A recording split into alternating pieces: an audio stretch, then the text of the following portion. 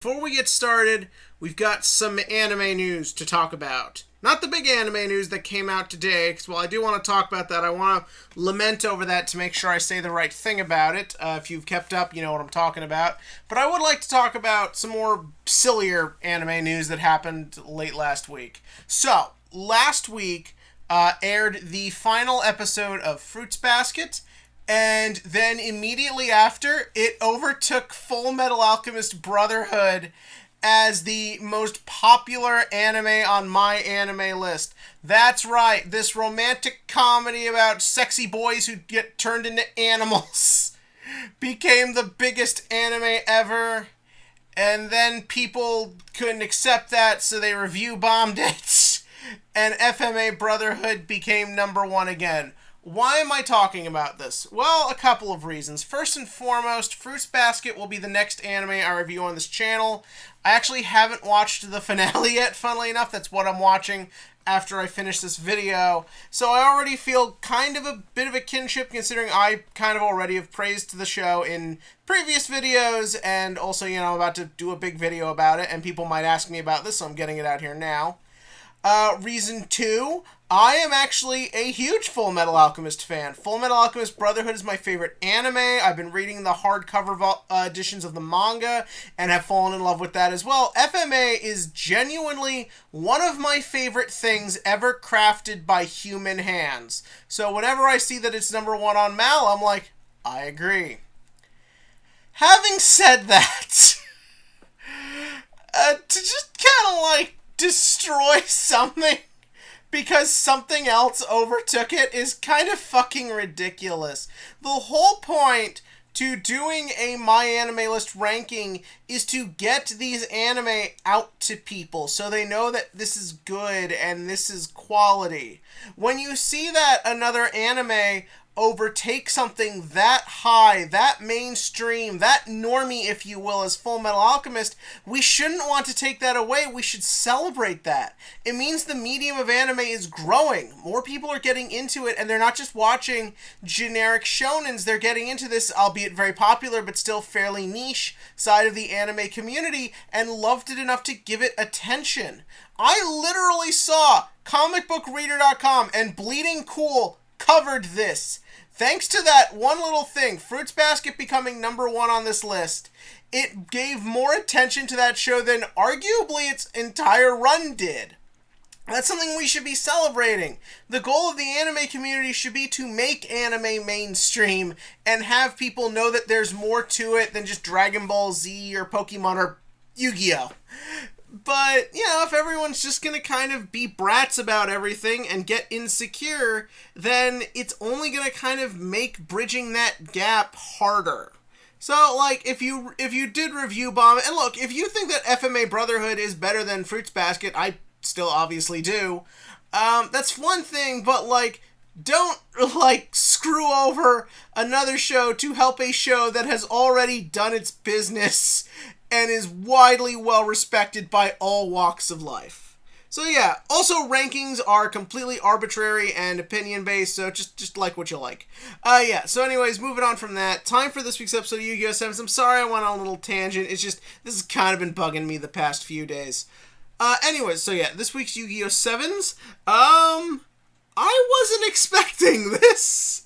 I know I say that a lot with this show, but I wasn't expecting them to represent the next of the Goha presidents like this. I didn't even expect the opening scene.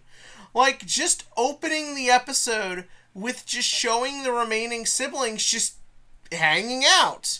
They're not talking about the plot or having a big discussion about the philosophical state of the universe. They're just kind of living. The one we focus on in this episode is on a treadmill, and we kind of get the impression from the rest of the episode he's a fitness nut. They didn't need to tell us that. They showed it to us. We see other little bits, like one of them who is doted on by the Grandma Kaizo-looking robot is, like, doting specifically on one who she's like, remember to eat, you have to eat, so it makes you wonder what's going on with him. We see a bit more of the other two, the main two, the one who seems to be the primary villain, and the sister. That's kind of a fun dynamic for a team like this, already showing that they're not quite standard antagonists. Also, the masks just come off. We're not going to have to see them every episode. It's not like this big thing, oh, they're hiding their faces. Why are they doing that? Blah, blah, blah. They're just wearing masks. Why the fuck not? It's Yu-Gi-Oh! So, yeah, that's a clever introduction. And then it was just fun seeing the guy, like, running on the treadmill and then falling in the ocean. And, like, I love the bit where the dolphin just pops up. I don't know why. Something about the dolphin was really funny to me. The way it kind of looked, the way it showed up. And so then we cut to the OP, and I swear to God, after the OP, the funniest joke in the whole episode is during the little ad card thing, the quote underneath is, "The next villain is a guy riding a dolphin."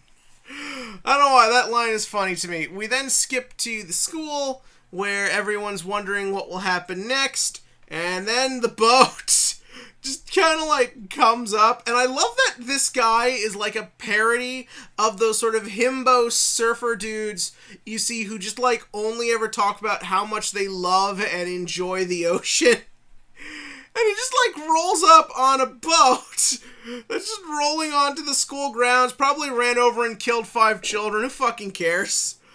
And then he just like he tells Nail to make the ground go away, and it just caves in, and just, damn it, fireworks! I don't even like fireworks!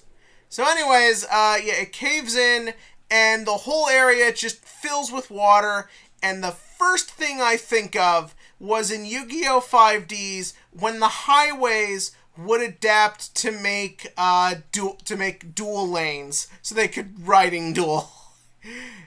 Oh my god, that was so stupid in that show. And like, whenever I think about it, because a lot of the criticisms for the show, and there are valid ones, a lot of the big criticisms seem to always go back to, oh, it's so much more sillier than the rest. No!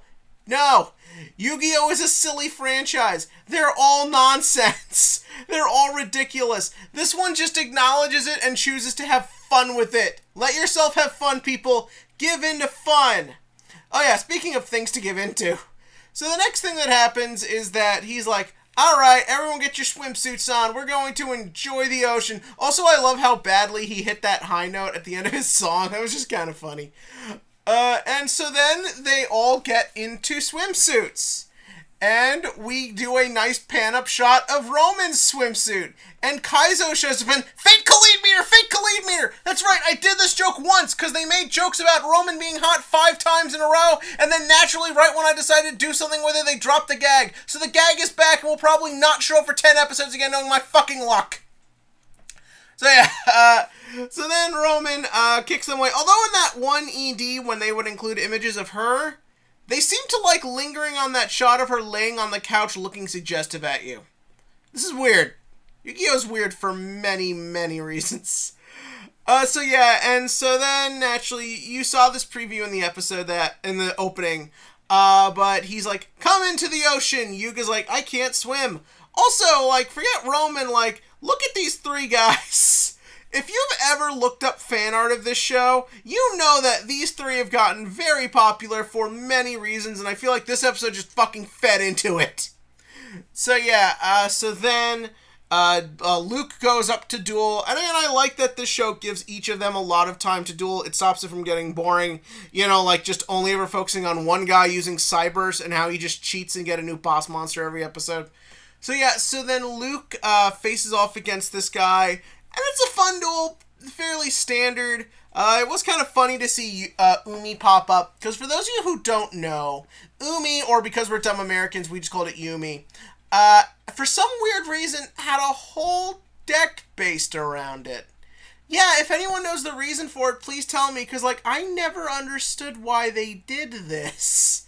Of all the random feel spells, just the one that's a fucking picture of an ocean gets, like, a whole deck based around it. It even bled into other archetypes. For those of you who don't know, in the manga, Elemental Hero Ocean's effect, instead of being what was at the time a very good effect during the standby phase, adding a hero from the grave back to hand, originally it was just if Umi's on the field, direct attack. Why? What was the obsession with this field spell? Don't get me wrong, I like Mako Tsunami as much as the next guy. He's probably my favorite, just sort of like one-off Yu-Gi-Oh! Side character type person. But like, why Yumi? Why? Why? And also, why all these goddamn fireworks? Why? Explain to me, Konami. Explain it to me. But yeah, so anyways, Luke wins because the guy activates a trap that would kill Luke if he didn't draw Yumi. And at first I thought to myself, that is the dumbest effect in the world. Why would you need to draw a specific card? Found out why. It's so he can draw Creek instead of Yumi. And that joke is so simple and stupid, I fucking love it. And so then we find out that Kaizo has now accidentally drained the giant replica ocean because he got stuck in the cork which he brought out. And that's funny. And poor Swirly, he did not get to swim. I'm sorry, my friend. I'll get you a pool. You'll swim, my little buddy. Although, to be fair, if you didn't have to put on another weird costume, you probably would have learned to swim. Just go swim, kid! So anyways, yeah, and then the episode ends with this one also getting fired. Also, he got the deck from a dolphin. This wasn't his deck. If anything, they should fire him from being president just for negligence. Also, I choose to believe the reason that dolphin had a Yu-Gi-Oh deck is because that dolphin is a dual spirit. That's right, I'm bringing it back. We haven't touched this concept in a very long time, but I choose to believe there are spirits in this world. They're slowly guiding everyone to the future they need to go. That's why it's sevens. 7 spirits or something. I don't know. So yeah, and so then the episode ends with that guy getting fired. Also, the one from last week is now in the school. I wasn't expecting that. I thought he'd probably pop up again in 4 or 5 episodes. I was like, no, he's just gonna be there. That's cool. I kind of like that. And so then at the end of the episode, they're like, who's going to fight next? The one who was being doted on stands, but then the girl's like, no, I'm next. And then it turns out she's the one using the Utopia. I did not expect that in a million years. I know that's sexist, but like, I wasn't fucking expecting the girl is going to use baseball Utopia. That's kind of cool. I kind of like that. That's different. So yeah, that was this week's episode of Yu-Gi-Oh! 7's, the one where they pander to Shotacons. But yeah, what did you think about that below? In the comment section, give me your thoughts on this episode, on what I said about Full Metal Alchemist versus Fruits Basket, which is now the greatest rivalry in anime history, I guess. And as for the TCG question of the week, the time has come.